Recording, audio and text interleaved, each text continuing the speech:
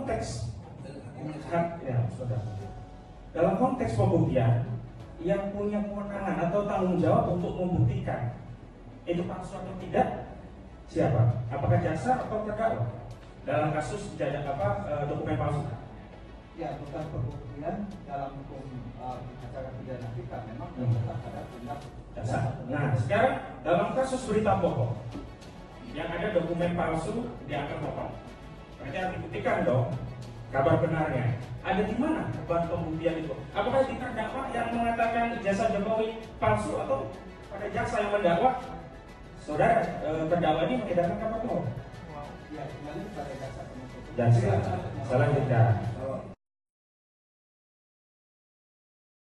masuk hukum formil. Undang-undang ITE. Ya, di dalamnya ada juga unsur Formilnya ya, betul. menyangkut juga masalah Pembuktian. pembuktian. Baik. Dalam hukum formil melalui undang-undang ITE ini ada pasal 6 yang menyatakan bahwa si itu harus dapat dijamin dengan cara dapat diakses untuk menjaga keasliannya dan utuhannya, dan harus dapat ditampilkan untuk menerangkan suatu peristiwa. Pertanyaan saya, di dalam dakwaan muncul URL atau link yang sebenarnya itulah pintu ada atau tidaknya unsur kebencian itu disebarkan atau tidak. Dan dalam ketentuan pasal lex specialis ya, pasal 6 ini ya, berkaitan dengan pembuktian itu harus dapat diakses. Setelah mengakses itu tidak bisa dan tidak pernah ditampilkan. Yang ditampilkan hanya kopian dari video. Pertanyaan saya, apakah memiliki nilai pembuktian video-video yang kopi tadi? Karena adalah ada dalam pasal 6 tadi. Silakan. Ya, baik. Sejatinya lebih tepat ahli digital forensik menjawab ini ya. Tapi kalau kita lihat secara normatif kembali ke hal-hal tadi, ya sejauh bisa dibuktikan keasliannya, maka tentunya disitulah dia memiliki kekuatan pembuktian. Ya. Baik, sejauh dapat dibuktikan keasliannya. Saya lari ke pembuktian 184 OAB. Ada bukti tertulis. Saya ingin tegaskan, kalau kita ingin bicara pembuktian yang paling sempurna terkait dokumen, apakah itu melalui keterangan saksi atau dokumennya itu sendiri?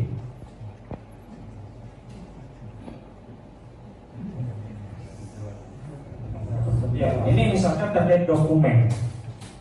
Dokumen itu asli atau palsu. Kekuatan alat bukti sesuai dengan pasal 184 yang paling signifikan itu apa? Pembuktian tertulis, dokumennya itu sendiri ada aslinya atau tidak, atau hanya keterangan saksi-saksi, temannya lah, gurunya lah, pola wakil lah, katanya dan seterusnya. Silakan. Ya, kalau menurut saya tentunya pertama-tama kepada pembuktian dari sudut digital forensik. Lalu kemudian dikuatkan oleh saksi-saksi dan alat bukti yang lain. Ya. Kalau begitu terkait dokumen bukan elektronik, saya masuk ke pasal 14 ayat 1 dan 2 termasuk pasal 14 Undang-Undang Nomor 1 tahun 1946. Ada kabar bohong. Ini dakwaannya. Tentu ada kabar benarnya. Kabar bohongnya adalah saudara terdakwa dianggap mengedarkan kabar bohong karena menyebut ijazah Jokowi palsu. Sesuai dengan pasal 184 tentu harus ada dokumen tertulis tadi. Saudara katakan tadi ijazah asli itu yang paling otentik. Pertanyaan saya, Anda memberikan syarat tadi kalau ijazahnya hilang baru boleh. Ini faktanya tidak pernah ada di dalam sebuah forum pembuktian persidangan itu surat keterangan. Surat keterangan bahwa ijazah SD Joko Widodo hilang, surat keterangan bahwa SMP Joko Widodo hilang atau S1 Joko Widodo hilang. Tidak ada. Kalau begitu kagak. Nah, pertanyaan saya, untuk menghilangkan praduga, saya ingatkan ada video lebih baik seorang hakim melepaskan 1000 orang tidak bersalah ketimbang menghukum 1 orang tidak bersalah. Keyakinan apa yang bisa diperoleh oleh hakim kalau tidak ada bukti otentik tertulisnya, padahal ini terkait dokumen asli atau tidak? Mohon diterangkan. Iya, baik. Sebentar Pak Bos. Ali mau minum? Mau saya minum? Yakin? Nah, tak siapkan. Nanti semuanya sudah minum. Kalau sudah, kan? Sudah. Saya pakai pengangkatan masalahnya. Saya juga mau minum, tapi justru untuk suruh minum. Kalau minum tidak apa-apa.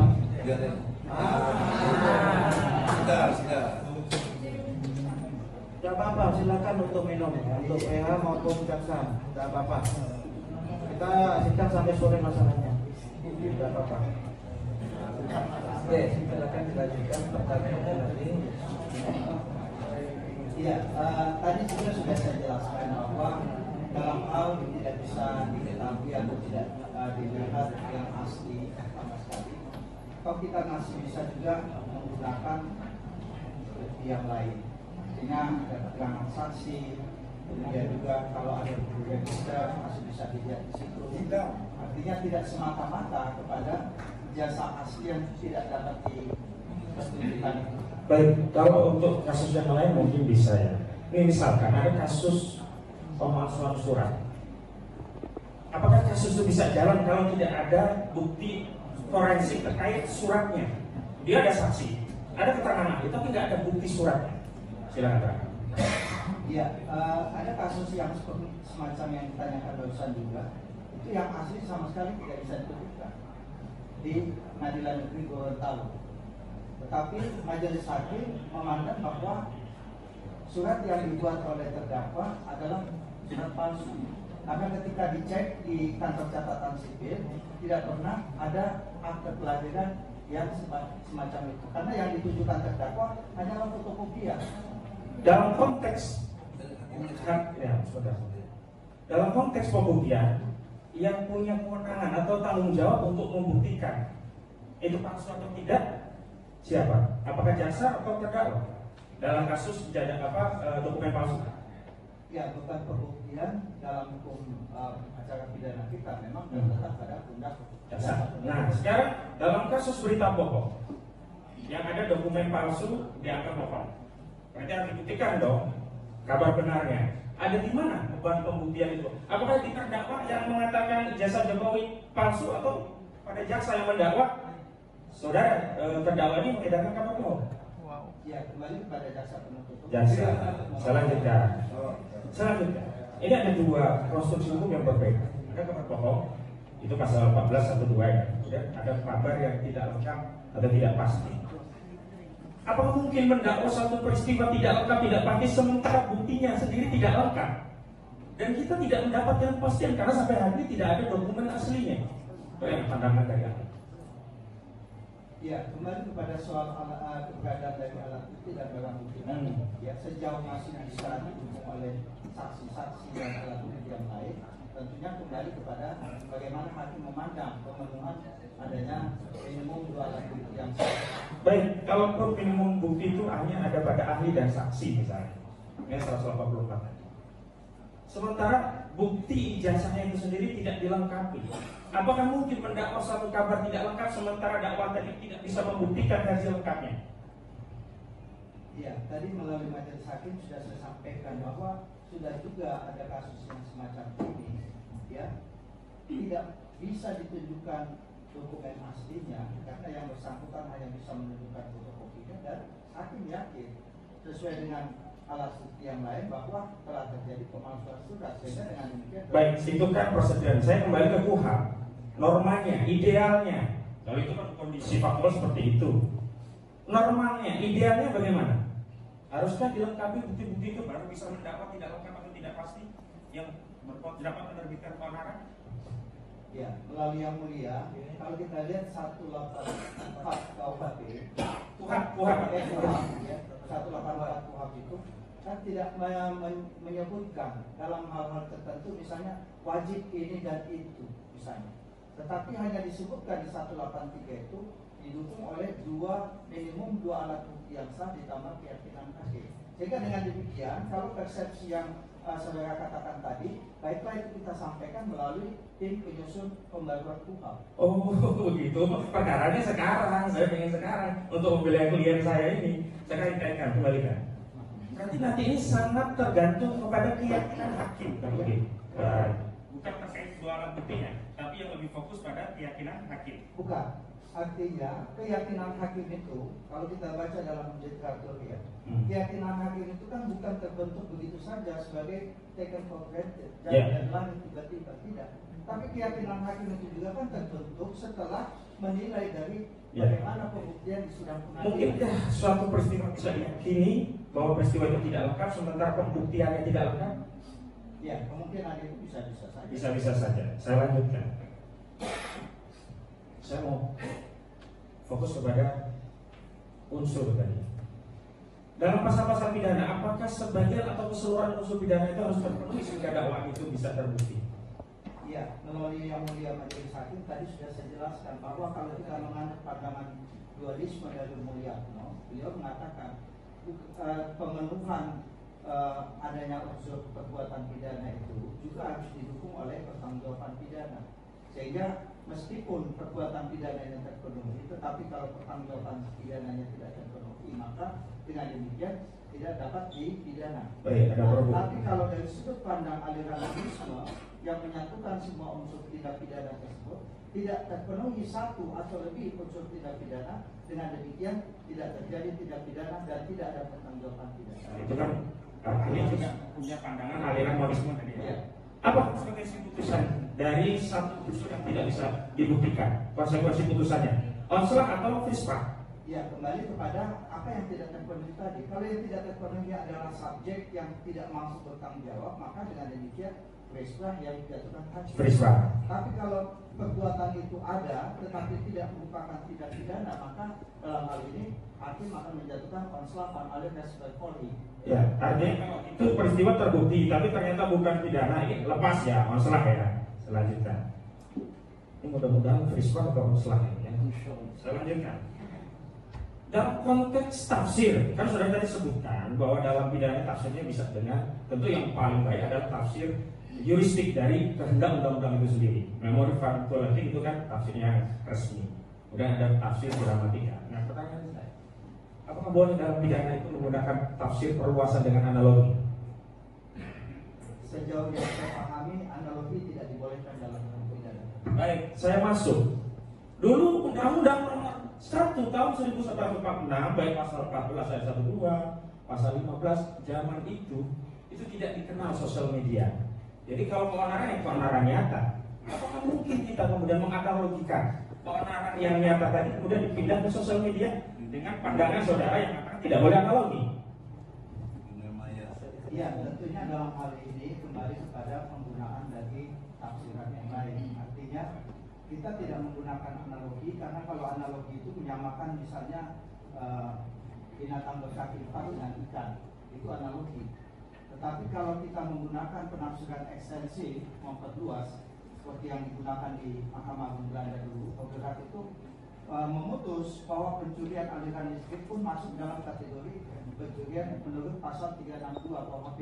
Sehingga dengan demikian sekalipun hanya 2 dari 3 unsur barang yang dimaksud di situ terpenuhi, tetapi Ogerat waktu itu sudah berpendapat bahwa unsur itu sudah cukup. Sehingga dengan demikian terjadilah adanya penafsiran memperluas atau ekstensif. Saya mohon diterangkan sekaligus diberi batasan perbedaan antara penafsiran sifatnya analogis dengan ekstensif dikaitkan dengan kekhawatiran kita banyak terjadi kriminalisasi terhadap suatu peristiwa yang sebenarnya secara limitatif tidak diatur. Silakan. Iya, baik. Lewat majelis ketua tadi saya sudah sampaikan juga bahwa memang Undang-Undang Nomor 1 Tahun 46 itu dibuat dalam situasi di mana kita belum mengenal kemajuan teknologi seperti saat ini. Tetapi sejauh undang-undangnya belum pernah dicabut sama sekali, maka disitulah penafsiran itu sangat diperlukan untuk melihat apakah terpenuhi.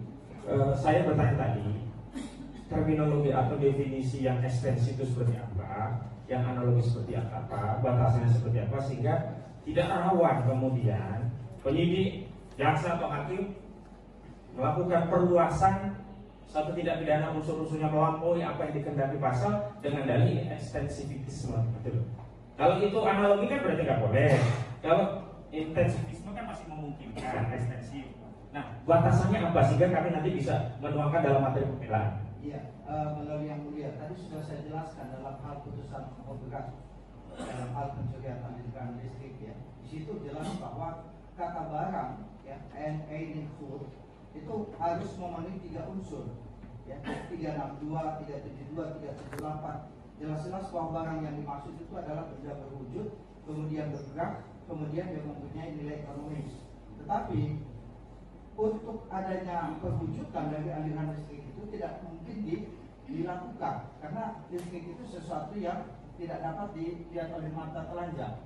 Nah, sehingga kemudian Mahkamah Agung memutuskan cukup jika 2 dari 3 unsur barang tersebut sudah memenuhi sebagai adanya unsur barang, ada 362. Maka kemudian Penggugat Belajar pada waktu itu kemudian memutuskan bahwa telah terpenuhi unsur pencurian barang meskipun hanya 2 di antara 3 unsur itu yang terpenuhi. Nah, sedangkan kalau kita menggunakan analogi, ini memperluas begitu saja sesuatu itu sama saja dengan benda yang dimaksud tersebut. Tadi sudah saya contohkan bagaimana kita bisa menyamakan misalnya binatang berkaki 4 dengan ikan. Nah, kalau dia sama-sama makhluk hidup saja, oke. Tetapi kalau dia kita katakan sebagai makhluk yang hidup di air, ini binatang berkaki 4 jelas-jelas tidak di air, ikan di air. Nah, jadi dengan demikian memang kita harus lihat analogi itu dalam hukum pidana tidak dibolehkan sedemikian rupa. Baik, saya lanjutkan. Tadi ada perdebatan sosial media, kemudian dianggap itu sebagai kewenangan. Padahal saya sendiri perdebatan sosial media itu biasa, bukan lawan tidak pendapat saja. Kecuali aktual muncul sebagai suatu tindakan nyata berarti begitu. Nah, hal yang seperti ini tipis-tipis ini apakah perluas analogi atau bagian dari intensifikasi tafsir sampai ke sana, ekstensif lagi? Iya, melalui yang mulia, tentunya di sini kembali lagi kepada soal wajah tadi ya, soal bersifat melawan hukum itu. Memang kita bisa melihat, tadi juga saya ungkapkan bahwa ada kalanya kita lihat perdebatan di sosial media, saling menyerang, saling memaki, menjelekkan dan sebagainya. Tetapi ketika pihak korban katakanlah tidak mau melakukan pengajuan sehingga dengan demikian kasus itu tidak dilanjutkan, maka itu hanya sebatas perdebatan di media sosial tadi.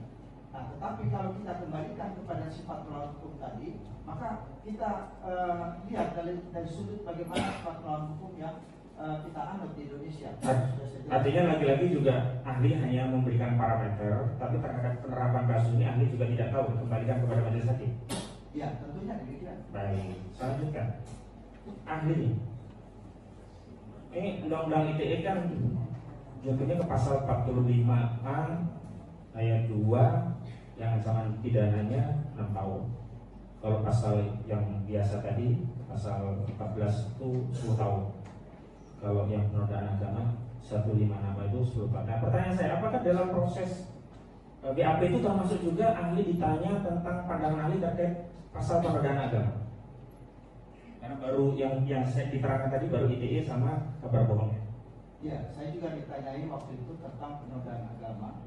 Ya, tetapi saya secara objektif juga katakan kalau kita kembali kepada ketentuan yang memasukkan 156A itu di KUHP, itu jelas-jelas bahwa di dalam undang-undang darurat yang menyebutkan tentang itu mensyaratkan harus ada dulu peringatan dari pihak-pihak tertentu. Peringatan dulu ya, tidak langsung tangkap gitu ya. Baik. Dan itu yang tidak tampak dalam kasus Ahok dulu.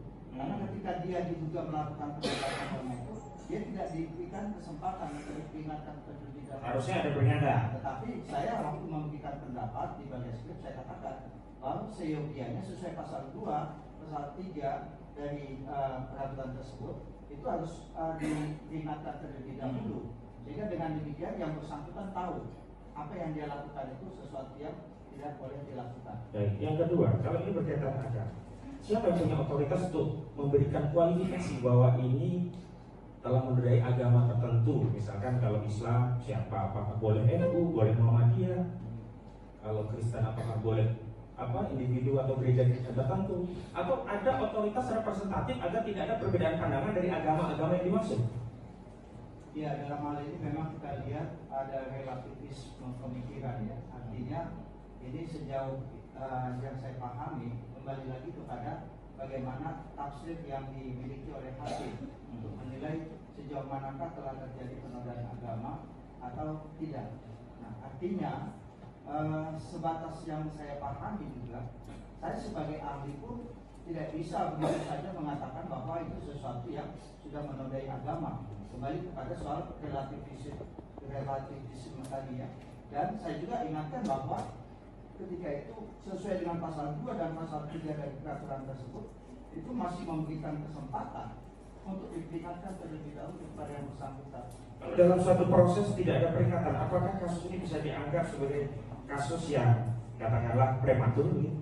Ya, kalau menurut pendapat saya untuk penodaan agamanya tentunya tidak bisa begitu saja kita terapkan karena tidak dilakukan langkah-langkah yang semestinya sesuai dengan peraturan tersebut. Baik, lagi tindakan yang prudent karena ini terkait agama loh, karena putusan ini juga bisa jadi prosedur nanti. Bagi kita semestinya menggunakan tafsir keagamaan yang resmi. Misalnya kalau dalam Islam itu Majelis Ulama Indonesia, atau boleh kita menggunakan tafsir pribadi individu tertentu karena ini berkaitan dengan penodaan agama untuk lebih hati-hati agar lebih prudent gitu. Ya, mohon maaf agar tidak salah dalam mengambil keyakinan begitu. Ya, mohon izin melalui yang mulia karena ini bukan kompetensi saya. Saya tidak akan memasuki ranah itu. Bukan, ini terkait hukum pembuktian. Kan nanti harus ada pembuktian. Di antaranya harus ada fatwa keagamaan. Kalau Hindu ya dari Hindu, dari Buddha. Nah, yang lebih prudent itu dalam bukti tadi loh, agar kita tidak masih punya dugaan-dugaan. Lebih prudent mana? Mengambil keterangan resmi dari representasi lembaga resmi. Kalau Islam MUI, kalau gereja itu apa GKI dan seterusnya. Atau dari individu saja boleh.